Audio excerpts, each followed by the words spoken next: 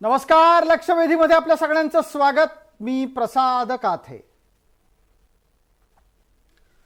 नवरात्र उत्सव जवळ येऊन ठेपलाय आणि या निमित्तानं सर्वत्र दांडिया गरबाच्या आयोजनाच्या साठीची तयारी ही शेवटच्या टप्प्यात पोहोचलेली आहे. ही तयारी शेवटच्या टप्प्यात पोहोचली असतानाच एक मुद्दा पुन्हा एकदा चर्चेला आलाय, तो म्हणजे दांडियात किंवा गरब्यात बिगर हिंदूंचा प्रवेश. तसं पाहायला गेलं तर गरब्याचं आयोजन, दांडियाचं खेळणं हे हिंदूंच्या धार्मिक उत्सवीय परंपरांमधला एक घटक आहे आणि देवीची आराधना करण्याच्यासाठी केलं जाणारं कृत्य आहे. गेल्या काही वर्षांपासून दांडियाला, गरब्याला मोठ्या प्रमाणामध्ये व्यावसायिक रूप सुद्धा प्राप्त झालंय. प्रचंड मोठ्या प्रमाणात होणारी गर्दी ही राजकीय दृष्ट्या सुद्धा अनेक नेत्यांना आणि मुद्द्यांना आकर्षित करते. त्यातला एक प्रमुख मुद्दा गेल्या काही वर्षापासून सातत्यानं चर्चेत येतोय, तो म्हणजे दांडियातल्या मुलींच्या सुरक्षिततेचा आणि त्यातून होणाऱ्या धार्मिक बदल. अर्थात याची चर्चा ही आधी गुजरातमध्ये सुरू झाली आणि हळूहळू ती आसपासच्या राज्यांमध्ये पसरताना पाहिली जाते. गरब्याचे दिवस अर्थात गरब्याच्या रात्री ही गुजरातमधली पूर्णपणे संचारबंदी लागावी अशीच परिस्थिती, कारण बहुसंख्य लोक हे गरब्यात खेळण्यासाठी घरातून बाहेर पडलेले असतात. याच दरम्यान ज्या ज्या मुली आणि त्यात सुद्धा खास करून ज्या हिंदू मुली या गरब्याच्या आयोजनात सहभागी होतात, त्यांना फितवण्याच्यासाठी बिगर हिंदू आणि खास करून ज्यांच्याबाबत हा संपूर्ण वाद जन्माला आलेला आहे ते मुसलमान युवक गरब्यात जातात, हिंदूंना आणि हिंदू मुलींना फितवतात आणि त्यानंतर हा सगळा प्रकार लव जिहाद पर्यंत पोहोचतो, असे दावे गेले अनेक वर्ष केले जात आहेत. त्याच दाव्यांना आधार करत यंदा पुन्हा एकदा ही मागणी आली आहे समोर की गरब्यात किंवा दांडियामध्ये हिंदूंव्यतिरिक्त इतर कोणालाही प्रवेश देता कामा नये. ज्या देशात राज्यघटनेतला शब्द हा सेक्युलरिझम अशा इंग्रजीत नोंदवलेला आहे, त्या देशात कुठल्याही प्रकारच्या धार्मिक आयोजनात अशा प्रकारची धर्माधिष्ठित बंदी लागू करता येते का, हा त्याचा प्रतिवाद आहे. आणि हा असा प्रतिवाद करत असतानाच प्रश्नही छोटे छोटे उपस्थित होत आहेत की नक्की लव जिहाद अस्तित्वात आहे का, लव जिहादचा बागुलबुवा करत हिंदू एक बनाव तयार करतायत. दुसऱ्या बाजूला अनेक ठिकाणी ज्या ज्या मुली हिंदूंच्या बिगर हिंदूंशी विवाहबद्ध होत आहेत त्यांच्या प्रताडनेच्या, त्यांच्या छळाच्या कहाण्या सुद्धा समोर आहेत. मग या सगळ्या गोष्टी या केवळ काही दांडियातच घडतात का वर्षभर अशा प्रकारचे प्रयत्न सुरू राहतात? इथपासून ते कोणत्याही प्रकारच्या धार्मिक बंदी या कायद्यानं शक्य आहेत का, इथपर्यंतच्या विविध प्रश्नांना आणि त्यांच्या उत्तरांना शोधणारी चर्चा आजच्या लक्षवेधीत. चर्चेचा विषय आपल्या समोर आहे, दांडियांमध्ये बिगर हिंदू हवेत कशाला. चर्चेत आपल्या सोबत कोण मान्यवर आहेत त्यांचा आपल्याला मी पटकन परिचय करून देतो. आपल्याला या चर्चेत सहभागी होतात विश्व हिंदू परिषदेचे कोकण प्रांत सचिव मोहन सालेकर, आपल्या सोबत मूल निवासी मुस्लिम मंच अध्यक्ष या नात्यानं अंजुम इनामदार आहेत, ते आपल्या सोबत पुण्याहून जोडले गेले आहेत आणि या संपूर्ण मुद्द्याचा कायदेशीररित्या अभ्यास करून आपल्या सोबत विश्लेषणासाठी आहेत ॲडव्होकेट वीरेंद्र इचलकरंजीकर. माझा पहिला प्रश्न पटकन मोहन सालेकर आपल्याला आहे. मोहन सालेकर, जो आत्ता वाद जन्माला आलाय तो नवा नाही, जो उपाय सुचवण्यात आलाय तोही नवा नाही. असं असताना हा दरवेळेला मुद्दा आणि वाद का जन्माला येतोय? मुळात प्रसादजी, एक गोष्ट आपण लक्षात घेतली पाहिजे की विश्व हिंदू परिषदेने ही जी भूमिका मांडलेली आहे त्याच्या मागे काही कारण आहेत. पहिली गोष्ट म्हणजे गरबा हा काही अन्य नृत्याचा प्रकार नव्हे. देवीची नृत्याच्या माध्यमातून करावयाची आराधना म्हणजे गरबा आहे. त्यामुळे जे लोक देवीला मानतात, देवी ज्यांचं श्रद्धास्थान आहे, जे मूर्तीपूजा मानतात, अशांनीच या गरब्यामध्ये आलं पाहिजे, ही आमची भूमिका आहे. त्यामुळे जे देवीला मानत नाही, जे मूर्तीपूजा मानत नाही, जे मूर्तीपूजा करणाऱ्यांना काफीर समजतात, त्यांना या नृत्याच्या प्रकारामध्ये, गरब्यामध्ये प्रवेश देणं पूर्णतः चुकीचं आहे. त्यामुळे ही बाजू आपण प्रथम समजून घेतली पाहिजे. हा अन्य नृत्याच्या प्रकारासारखा प्रकार नाही, तर हा श्रद्धेशी जोडलेला गरबा नृत्याचा भाग आहे. मला त्यामुळे हा एक मोहनजी, आपण ज्या वेळेला हा दावा करता आहात की गरबा असो दांडिया असो इथलं नृत्य हे देवीच्या उपासनेचं आहे, मला या निमित्तानं तुमच्याकडून याचाही खुलासा लागेल की धर्मात अशा प्रकारचं नृत्य करणं हे का सांगितलंय आणि त्यातून कोणत्या प्रकारची उपासना अपेक्षित आहे. पहिली गोष्ट म्हणजे या उत्सवाला आपण नवरात्री म्हणतो आणि या नवरात्रीमध्ये उपवास करायचे असतात. उपवास काही मंडळी करतात आणि नवरात्रीमध्ये उपवास केल्यानंतर जागरण करणं, आणि मग जागरण करायचं असेल तर काहीतरी मनोरंजनही हवं, देवीची आराधनाही झाली पाहिजे. आणि त्या दृष्टीने ह्या गरबा नृत्याचा जो उद्गम झालेला आहे, त्याची जी सुरुवात झालेली आहे ती या भूमिकेतून झालेली आहे. त्यामुळे हे आपण प्रथम समजून घेतलं पाहिजे. नवरात्र, जागरण आणि त्या निमित्ताने देवीची आराधना. बिलकुल, आपण जेव्हा हे दावे करत आहात त्यावेळेला तुमच्याकडे त्या अनुषंगानं काही घडलेल्या घटनांचाही तपशील असूच शकेल. मी पटकन आधी अंजुम इनामदार यांना संधी देतोय बोलण्याची आणि त्याच्यानंतर पुढचा प्रश्न वीरेंद्र इचलकरंजीकर यांच्यासाठी असेल. मला आपल्याला अंजुम इनामदार असं विचारायचं आहे, पहिल्यांदा तर माझा आवाज स्पष्टपणे आपल्यापर्यंत येत असेल, पोहोचत असेल अशी अपेक्षा आहे. ज्या पद्धतीची प्रतिक्रिया नवरात्र उत्सवातल्या गरबा आणि दांडियाच्या निमित्तानं येते आहे त्यात पहिल्यांदा निशाण्यावर आहेत ते मुसलमान आणि इतर कोणी त्या असतील तर त्यानंतर जो आक्षेप नोंदवला जातो आहे तो स्पष्ट आहे की गरबा दांडियाच्या रात्री नृत्यात सहभागी झालेल्या मुलींना फितवण्याच्यासाठी बिगर हिंदू प्रयत्न करतात. तुम्हाला हा आक्षेप मान्य आहे का? हा आक्षेप मूल निवासी मुस्लिम मंच या नात्यानं तुम्हाला पटतो का?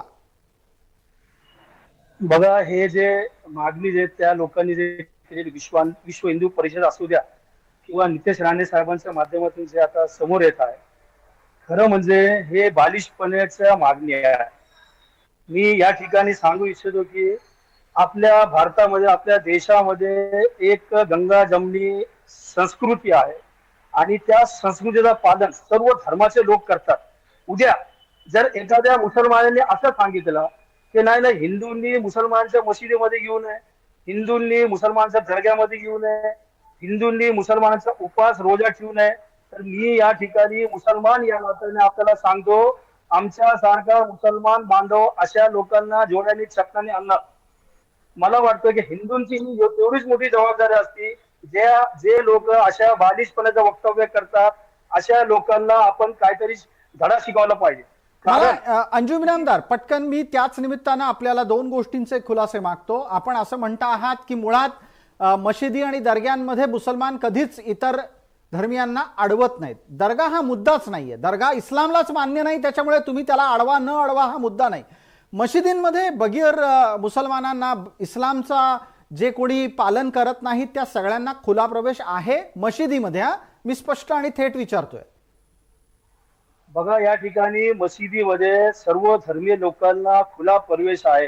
कोणताही धर्माचा व्यक्ती मशिदीमध्ये जाऊ शकतो, मशिदीची पाहणी करू शकतो. मला आपल्याला या ठिकाणी सांगू इच्छितो की जमाते इस्लामी हिंदच्या माध्यमातून महाराष्ट्रात अनेक मशिदी उघड केलेले त्यांनी आणि सर्व धर्मियांच्या लोकांसाठी त्यांनी सांगितलं की या आमच्या मशिदीमध्ये बघा काय पद्धतीने नमाज आमची पडली जाते, किंवा तुम्हाला जे संशय आहे की या मशिदीमध्ये हत्यार आहे किंवा दहशतवादी ट्रेनिंग दिली जाते, आपण येऊन ते स्वतः डोळ्याने बघू शकता. ठीक आहे. आपला दुसरा मुद्दा अंजुम इनामदार असा होता, आपण पहिल्या मुद्द्याचं उत्तर देताना म्हणताय की मशिदींमध्ये बिगर इस्लामी लोकांनाही प्रवेश आहे आणि आपण या निमित्तानं जेव्हा गरबा आणि दांडियाच्या मध्ये बिगर हिंदूंनी येऊ नये असं सांगितलं जातं तेव्हा त्याच्यावर म्हणता की या वक्तव्यांवर कारवाई झाली पाहिजे.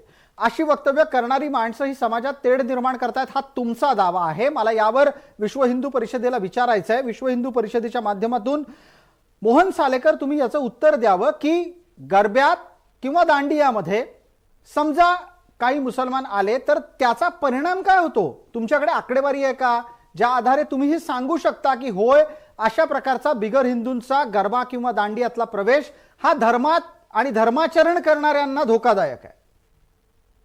निश्चित. प्रथम इनामदारांच्या एका गोष्टीचं मी उत्तर देतो. ते असं म्हणाले की मशिदीमध्ये आम्ही हिंदूंना प्रवेशापासून रोखत नाही.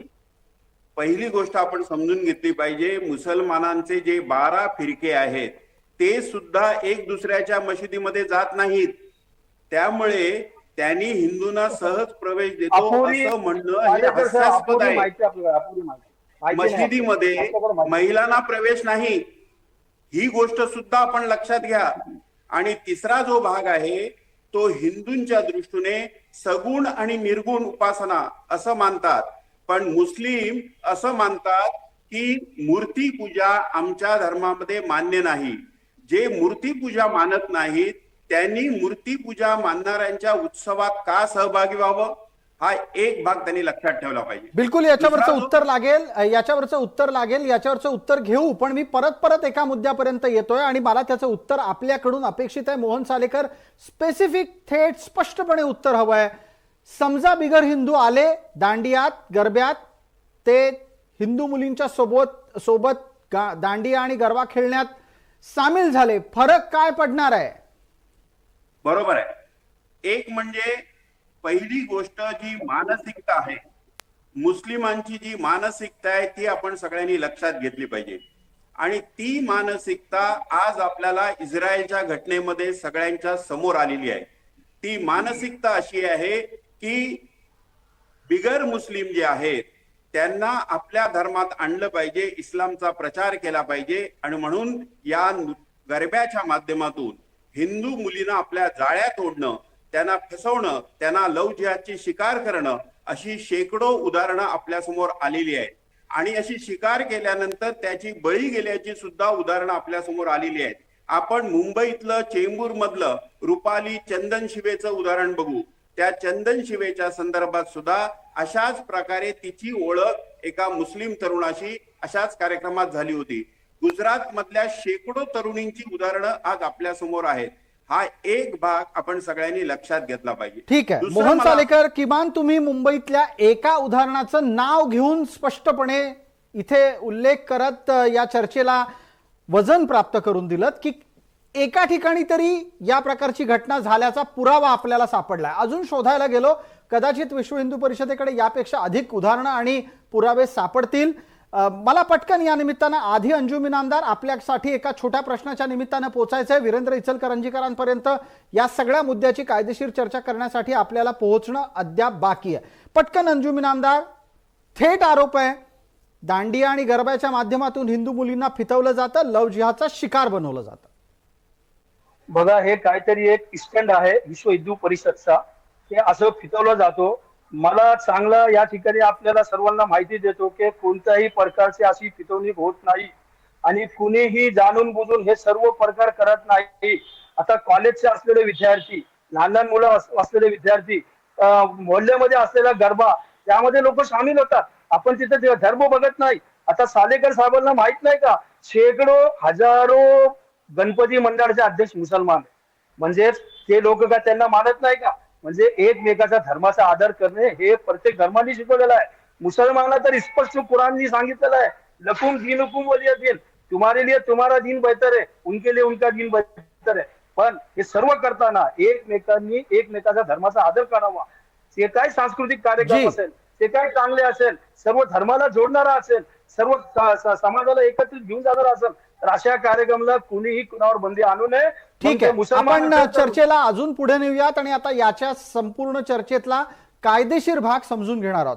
वीरेंद्र इचलकरंजीकर आहेत आपल्यासोबत, कायदेतज्ञ आहेत. माझा आवाज आपल्यापर्यंत वीरेंद्रजी स्पष्टपणे पोहोचत असेल अशी अपेक्षा आहे. आतापर्यंतची ही चर्चाही आपल्यापर्यंत पोहोचली असेल, त्यातले मुद्दे आलेच असतील. मला आपल्याकडून जाणून घ्यायचा आहे पहिला मुद्दा, अशा प्रकारची बंदी कायद्यानं लागू करता येईल का? हा, तुमच्या प्रश्नाला खरी 3 उत्तर मी देऊ इच्छितो, कारण एका वाक्यात किंवा एका शब्दात उत्तर देणं थोडंसं कठीण होईल. पहिलं तर मला इनामदार साहेबांकडून अपेक्षा होती की त्यांनी एक आवाहन इथे करावं की त्यांनी सांगितलं मशिदीमध्ये हिंदूंना कधी वेलकम आहे, हिंदू येऊ शकतात.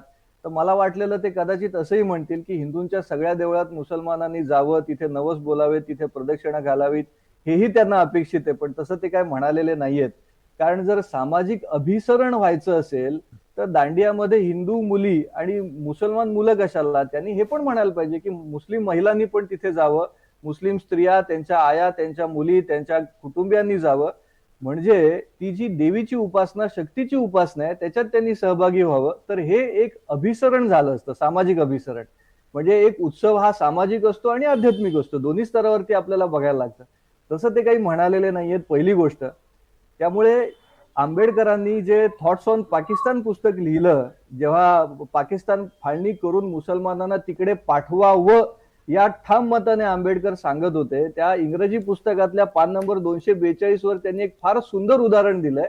ते उदाहरण असं आहे की हिंदू, मुसलमान, ब्रिटिश अशा तिघांच्या बाबत बोलताना त्यांनी एक विधान केलंय की जर असं सामाजिक अभिसरण व्हायला लागलं की हिंदू स्त्रिया, हिंदू पुरुष आणि इतर धर्मातले स्त्रिया आणि पुरुष असे एकत्र यायला लागले, तर हिंदूंचा असा आक्षेप आहे की एकाच धर्मातल्या स्त्रिया आणि दुसऱ्या धर्मातले पुरुष एकत्र येतील. आता आंबेडकरांना त्याच्यात नेमकं काय म्हणायचं होते स्वयं स्पष्ट आहे, कारण त्यांनी ब्रिटिशांचा एक आक्षेप तिथेच खाली दिलेला आहे. आणि हीच गोष्ट, म्हणजे ते पुस्तक लिहून आता इतका काळ लोटला, पण हीच गोष्ट आपण या निमित्ताने चर्चेला आणत आहोत, जे आंबेडकरांनी सांगितलं. आता इनामदारांना असं म्हणायचं असेल की आंबेडकर चुकीचे होते, तर तो त्यांचा लुकआउट आहे, पहिला भाग. आता मी कायद्याकडे येतो. कायदा कधी बनतो? जेव्हा सामाजिक समस्या निर्माण होते, त्या समस्येला कायद्यात उत्तर नसतं, तेव्हा उत्तर काढण्यासाठी कायदा निर्माण होतो. मी तुम्हाला 2 उदाहरणं सांगतो. गेल्या 2-3 वर्षांमध्ये कर्नाटक, उत्तर प्रदेश, गुजरातमध्ये लव्ह जिहाद बद्दल कायदा पारित झाला. तो चॅलेंज झाला, सुप्रीम कोर्टात गेला, संविधानाच्या कसोटीवरती तो टिकला गेला. जर पब्लिक ऑर्डर डिस्टर्ब होत असेल तर त्याला बंदी घालता येते. आणि जर जसं आता सालेकर साहेबांनी सांगितलं की बऱ्याच ठिकाणी अशा घटना होत आहेत, तर ह्या घटनांचा आधार घेऊन आपल्याला असं म्हणता येतं की हा हिंदूंचा कार्यक्रम आहे, इथे फक्त हिंदूच येतील. कारण तसं झालं नाही तर पब्लिक हेल्थ, मॉरॅलिटी या गोष्टींना तिथे बाधा येईल आणि म्हणून ते व्हावं. आता मुद्दा येतो की अशी आकडेवारी आहे का? जेव्हा युपीने हा कायदा आणला, कर्नाटक सरकारने हा कायदा आणला, तेव्हा आक्षेप असा होता की लव्ह जिहाद ही संकल्पनाच अस्तित्वात नाही, कायदे कशाला आणता? माझं असं म्हणणं होतं की लव्ह जिहाद जर संकल्पनाच अस्तित्वात नाही तर ओरडता कशाला? कायदा येईल, राहील तिकडे, शेकडो कायदे कपाटात पडलेले आहेत, तसा हा राहील. पण तसं झालं नाही. त्याच्यावरती त्या कायद्याच्या नुसार केसेस दाखल व्हायला लागल्या, लोक अरेस्ट व्हायला लागले, कोर्टामध्ये त्याची चार्जशीट जायला लागली. याचा अर्थ तो कायदा होणं ही एक त्या आत्ताच्या समाजाची गरज होती.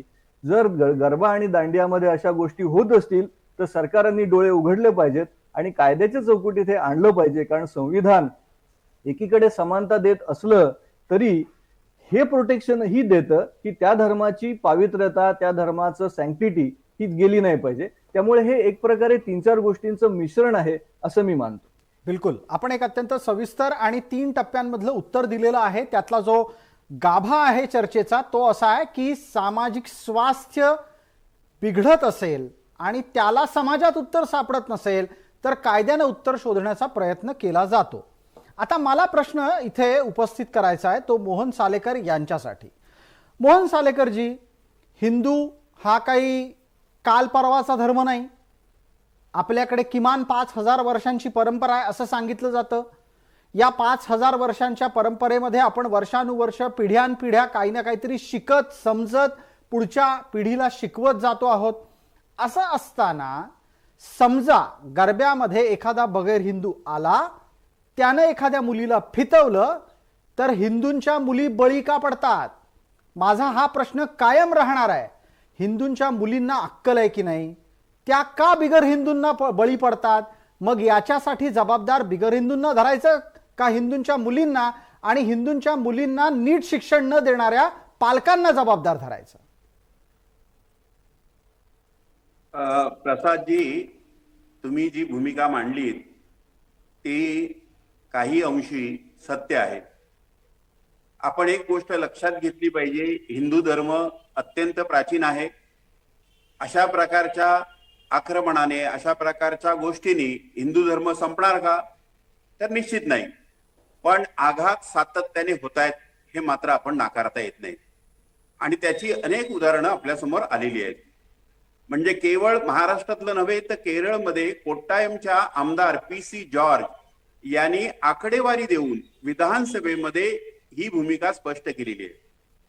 आता या बाबतीत थोडस हिंदू मुलींच्या पालकांनी सुद्धा प्रबोधन करण्याची गरज आहे आणि विश्व हिंदू परिषद त्या दृष्टीने प्रबोधनाची भूमिका ही सातत्याने शालेय विद्यार्थिनींसमोर आणि कॉलेज विद्यार्थिनींसमोर आणि त्यांच्या पालकांसमोर आपण मांडत आहोत. जी, पण आपण दुसरा जो भाग लक्षात घेतला पाहिजे सायकोलॉजी या अर्थाने, की एक ठराविक असं वय असतं ज्या वयामध्ये ती तेवढी समज आलेली नसते.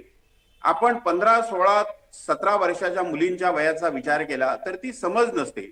आणि बऱ्याचदा ही जी मुस्लिम मुलं असं गर्भामध्ये जी येतात त्यांच्या हातामध्ये कलावा असतो, त्यांच्या कपाळावर त्यांनी टिळा लावलेला असतो, कधी कधी हातामध्ये रुद्राक्षाची माळ सुद्धा असते. आणि आता तर अलीकडे 2 दिवसापूर्वी वर्तमानपत्रात आलेलं एक जे उदाहरण आहे, एक घटना आहे, त्याच्यामध्ये तर तो भगवं वस्त्र घालून आपण हिंदू असल्याचा भासवत होता आणि त्यांनी हिंदू मुस्लिम मुलीला आपण हिंदू आहोत असं फसवून तिच्याशी जवळीक निर्माण केली. त्यामुळे आपण ह्या दुसऱ्या बाजूचा सुद्धा विचार केला पाहिजे. एक म्हणजे वयाच्या दृष्टीने ते वय इतकं तरल असतं की त्या वयामध्ये मुलगी फसण्याची शक्यता जास्त असते. नाही आणि मोहनजी एक मिनिट. 16 वर्षामध्ये अशा प्रकारची आकर्षणं असतात, त्या आकर्षणाला बळी पडणं हा मानवी स्वभाव झाला. पण जेवढा मानवी स्वभाव तुम्ही सांगाल त्याच्या समोर संस्काराच्या जबाबदारीचं भान पालकांना नाहीये, म्हणून या गोष्टी जास्त घडतात, हा माझा आक्षेप राहील. दुसरं, माझी एक विनंती आहे ती अखिल विश्व हिंदू परिषदेला आहे की कृपया हिंदूंना या भ्रमात ठेवू नका की त्यांचा धर्म संपणार नाही. अहो, इराणपासून कमी होत होत होत होत हिंदू आता फक्त भारतात उरलेत. उद्या ही सुद्धा परिस्थिती निघून जाईल अशी परिस्थिती आहे. चर्चेत आपण आपल्या मूळ मुद्द्यापर्यंत परत येऊ आणि मला त्या निमित्तानं पटकन अंजुम इनामदार यांच्यापर्यंत पोहोचायचं आहे. अंजुम इनामदार, हे आक्षेप तुमच्या लेखी स्टंट आहेत. तुमच्या लेखी अशा प्रकारच्या घटना या घडत नाहीत आणि तशा न घडण्याच्या असून सुद्धा त्याचा प्रचार केला जातो. मला अंजुम इनामदार आपण उत्तर द्या की जे काही सांगितलं जात आहे ते संपूर्ण आणि 100% खोटं असेल तर मग लव जिहादचे प्रकार का घडावेत आणि त्याच्यासाठी हिंदूंचे उत्सव हे कारण का ठरावं? हा एक मी सुरुवातीला पण ते सांगितलं की एक पॉलिटिकल स्टंट आहे.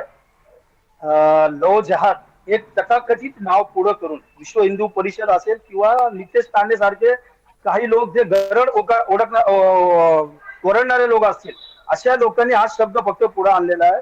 मला वाटतं गेल्या वेळी त्यांनी विधिमंडळामध्ये त्यांनी प्रश्न उपस्थित केला होता की मोठ्या संख्येमध्ये महाराष्ट्रामध्ये धर्म परिवर्तित होतात. ख्रिश्चनावर त्यांनी आक्षेप घेतला. मुस्लिम मुलं बोले धर्म परिवर्तन करून मुस्लिम हिंदू मुलींना बोले मुस्लिम करतात. पण मात्र एकही पुरावा त्यांनी विधिमंडळामध्ये सादर केलेला नाही. तर हे एक तथाकथित नाव आहे लव जहाद म्हणून, नाही का? बघा, प्रेम असतो, तुमचा आणि आमचा सेम असतो. जसं या ठिकाणी बोलला जातो की मुस्लिम मुलं हिंदू मुलींना पटवतात, तसेच हिंदू मुलं ही मुस्लिमांना पटवतात ना, आपण बघतो ना. पण त्याच्यावर मुस्लिम कुठं ऑब्जेक्शन घेत नाही. अंजुम इनामदार, मला वाटतं थोडा इतिहास कच्चा आहे. हिंदू ज्या वेळेला एखाद्या बगर हिंदू मुलीला तुमच्या शब्दात पटवतो, आमच्या शब्दात प्रेमात पडतो, त्यावेळेला तो बऱ्याचदा हिंदू जिवंत राहत नाही. असेही अनेक प्रसंग समोर येतात. आपण तुम्ही मांडलेल्या मुद्द्याच्या आधारे वीरेंद्र इचलकरंजीकर यांच्यापर्यंत जाऊ. वीरेंद्र इचलकरंजीकर, प्रेम म्हणजे प्रेम असतं, तुमचं आणि आमचं सेम असतं, असं मंगेश पाडगावकर म्हणून गेले. अंजुम इनामदारांना याच ओळी आठवल्यात.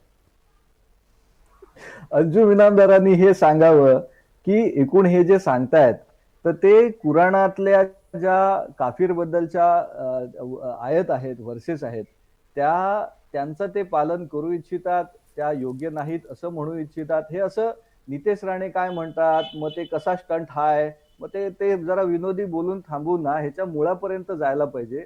कारण मी आंबेडकरांचं मगाशी एक उदाहरण सांगितलं. आंबेडकरांनी कॉन्स्टिट्युएंट असेंब्लीमध्ये सुद्धा इथले धर्म, ख्रिश्चनिटी आणि इस्लाम बद्दल त्यांनी काही स्पेसिफिक विधानं केलेली होती की हे इन्क्लुसिव्ह नाहीत. त्यामुळे हे असं जनरल काहीतरी त्यांनी सांगू नये. मी म्हणून मगाशी विचारलं की त्यांनी ते आता हे आवाहन करतात का की गरब्यामध्ये फक्त मुसलमान मुलं नाही तर मुलींनी पण गेलं पाहिजे? एक दुसरं ते असं सांगतात का की बाबा अशा ठिकाणी जिथे हिंदू मुलगा असतो आणि मुसलमान मुलीचं लग्न होतं अशी त्यांच्या काय तो जो मंच आहे त्यांनी आतापर्यंत 500 लग्न लावून त्यांचा संसार लावून दिलेले आहेत, एस्टॅब्लिश करून दिलेले आहेत. असं काहीतरी आकडेवारी सकट बोलणार असतील तर सांगावं. हे काहीतरी आपलं हे असं असतो आणि मग ते कविता असतो म्हणजे फार विनोदी होऊन जाईल ते. असं म्हणजे दुर्दैवाने बिलकुल. आपण पटकन चर्चेच्या शेवटच्या टप्प्यात पोहोचलेलो आहोत. मला विश्व हिंदू परिषदेचे मोहन सालेकर आपल्या सोबत आहेत. मोहनजी, समजा अशा प्रकारची घटना यंदा नाही घडली, म्हणजे उदाहरणार्थ तुम्हाला बिगर हिंदूंना दांडियात आणि गरब्यात रोखता नाही आलं, तर तुम्ही दरवर्षी हे सांगत राहणार का? काहीतरी ठोस करणार आहात की नाही? या संदर्भात नेहमीच कोणतीही संघटना जेव्हा काम करते एखाद्या विषयाच्या संदर्भात, त्यातली पहिली पायरी असते प्रबोधन. दुसरी पायरी असते शासनाकडे अशा प्रकारचा कायदा करण्याची मागणी करणं. आणि त्यातूनही जर लोकांना समजत नसेल तर बजरंग दल आपल्या पद्धतीने या प्रश्नाची सोडवणूक करण्याचा प्रयत्न करणार. कोणत्याही परिस्थितीत आमच्या मुलीबाळींना आम्ही लव जिहादची शिकार होऊ देणार नाही. आजा अंजुम इनामदारांनी एक गोष्ट मुस्लिम धर्माच्या संदर्भात म्हटलं, आज आपल्याला ज्या जगभर घटना घडताना दिसत आहेत त्या आपल्याला काय सांगतात? ते गळा फिरताना सगळे असं म्हणतात की आम्ही कुराणचं पालन करतो आहोत. लव जिहादची शिकार करताना सुद्धा त्या तरुणाच्या डोक्यामध्ये मला स्वर्गामध्ये जन्नतमध्ये गेल्यानंतर 72 पर्या माझं स्वागत करतील. म्हणजे मूळ ह्या सगळ्याचं तुमच्या धार्मिक शिक्षणामध्ये आहे. मला पटकन मोहन सालेकरांच्या या मुद्द्याला चर्चेच्या शेवटच्या टप्प्यात अंजुम इनामदार यांच्यापर्यंत न्यायचंय. वेळेची मर्यादा आहे. अंजुम इनामदार, आपल्यासाठी 1 मिनिट उरलेला आहे. मी त्यात एका गोष्टीचा खुलासा मागतो. तुम्ही मगापासून असं सांगता आहात की मुसलमान हा बडे दिलवाला आहे. म्हणजे काय? तर विशाल हृदयी आहे, तो सगळ्यांचं स्वागत करतो. असं असेल तर मग तितक्याच खुल्या दिलानं तुम्ही तुमच्या धार्मिक स्थळी आणि धार्मिक उत्सवांमध्ये बिगर मुसलमानांचं स्वागत होताना पाहता का? माझ्या पाहण्यात तशी उदाहरणं खूप कमी आहेत. आता उत्साह जर आपण म्हणलं तर आमच्या इथं 2 ते 3च उत्साह दिसतात. एक तर 2 ईद असती आणि एक पैगंबर जयंती असते. आणि ईद मध्ये सर्व समाजाचे लोक एकमेकांना येऊन गळे मिळतात, लोक एकमेकांना स्वागत करतात, त्यांना शुभेच्छा देतात. पैगंबर जयंतीमध्ये लोक सामील असतात. हे 2-3 जर सोडलं तर तुम्हाला इतर उत्साह आपल्याला धर्मामध्ये बघायला मिळणार नाही. काय प्रथा आहे त्या प्रथा ते त्या पंथाचे लोक समजून घेतील. मात्र आम्ही सर्व धर्माचे लोकांना समवून घेऊ. सर्व लोकांना आम्ही आव्हान करतो की तुम्ही जर विचार करत असाल मशिदीमध्ये परवानगी नाही, आम्ही देतो ना. अनेक ठिकाणी लोकांना तिथं आम्ही बोलतो स्वतःहून. तर अशा प्रकारचा खोटा प्रचार करून, खोटी माहिती देऊन किंवा लव जहाज सारखा एखादा खोटा शब्द आणून लोकांच्या मनामध्ये दुपडी निर्माण करणे, मला वाटतं हे कुठेतरी चुकीचं आहे. कारण पटकन शेवटच्या टप्प्यात 30 सेकंद उरली आहेत. पटकन मला विचारायचं आहे, विश्व हिंदू परिषद दुफळी निर्माण करतेय का धर्मरक्षणासाठी प्रयत्न करतेय? मोहनजी. विश्व हिंदू परिषद दुफळी निर्माण करण्याचा कधी प्रयत्न करत नव्हती, पुढेही करणार नाही. पण आमच्या धर्माचं रक्षण झालं पाहिजे. कारण मानवतेच्या कल्याणाचा विचार करणारा हिंदू धर्म जर टिकला तर जगातली मानवता टिकेल. आणि म्हणून हा हिंदू धर्म टिकवला पाहिजे. आपण काश्मीरचं उदाहरण घ्या, आपण केरळचं उदाहरण घ्या, आपण इस्रायलचं उदाहरण घ्या, आपण फ्रान्सचं उदाहरण घ्या, युरोपियन सगळ्या देशातलं उदाहरण घ्या. जे स्वतःला शांतीदूत म्हणवतात त्यांनी संपूर्ण जगामध्ये हाहाकार मांडलेला आहे. संपूर्ण जगातल्या त्या मानवता धोक्यात आलेली आहे. ठीक आहे मोहनजी, वेळेची मर्यादा असल्यानं मी आपल्याला थांबवतो आणि या चर्चेत आपण सर्व मान्यवर सहभागी झालात त्याबद्दल आपले आभार व्यक्त करतो. जाता जाता एका गोष्टीची आठवण आपल्या सगळ्यांना करून द्यायला हवी. ज्या ज्या धर्माचे तुम्ही आहात त्या त्या धर्माचं रक्षण करण्याची जबाबदारी तुमच्यावर आहे. दुसरा कोणीतरी येऊन धर्मावर आक्रमण करतो म्हणून आपण आपल्या धर्माचं रक्षण करायचं नाही ही भूमिका जे कोणी घेतील त्यांचा धर्म कमी होईल, संपेल. यापेक्षा अधिक शहाण्याला सांगणं न लगे. तुर्तास या चर्चेत आपण सर्व मान्यवर सहभागी झालात त्याबद्दल आपले मनःपूर्वक आभार. लक्षवेधीच्या या चर्चेमध्ये तूर्तास इतकंच. सर्व प्रेक्षकांना जय महाराष्ट्र.